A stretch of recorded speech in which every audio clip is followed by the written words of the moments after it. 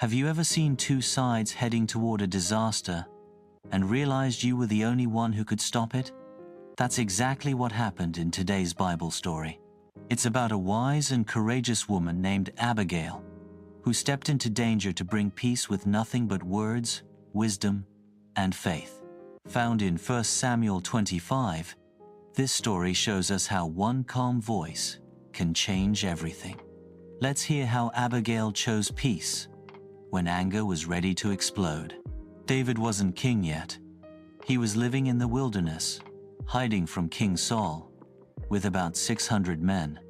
While there, David's men had protected the flocks of a rich man named Nabal, keeping his shepherds and animals safe from harm. So when the time of sheep shearing came, which was like a harvest festival, David sent messengers to ask Nabal for food in return. It was a polite request. David reminded Nabal that his men had caused no trouble and had actually been helpful. But Nabal was rude and selfish. He mocked David and said, "Who is this David? Why should I give my food to strangers?" Then he sent the men away with nothing. When David heard this, he was furious. "Get your swords," he said. He set out with 400 men, ready to destroy Nabal and everything he owned. But one of Nabal's servants told Abigail, Nabal's wife, what had happened. The servant said, "David protected us in the fields, but now Nabal's insult has brought danger on all of us." Abigail didn't wait. She quickly gathered food, bread, wine, grain, figs, meat, and loaded it on donkeys. Then she went out to meet David. When she saw him, Abigail got off her donkey and bowed. She said, "Please listen to me. My husband is foolish, just like his name says. But I didn't see your men. The Lord is keeping you from doing something you'll regret. Don't take revenge."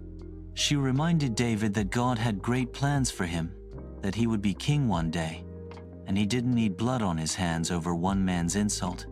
David was moved. He said, "Praise the Lord for sending you. You've stopped me from doing wrong. If you hadn't come quickly, there wouldn't be a single man left in Nabal's house." Abigail went home, and the next morning, she told Nabal what had happened. His heart failed, and 10 days later, he died. When David heard, he praised God for justice, and later, he asked Abigail to be his wife. Abigail didn't have a sword, an army, or a title, but she had wisdom, courage, and a peaceful spirit, and that saved lives. This story reminds us to act wisely, even when others act foolishly. It teaches us to speak peace, not out of fear, but out of faith.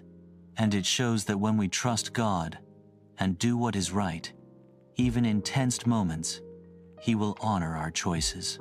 Thanks for watching. If this story encouraged you, be sure to like and subscribe for more Bible stories told simply and accurately. See you next time.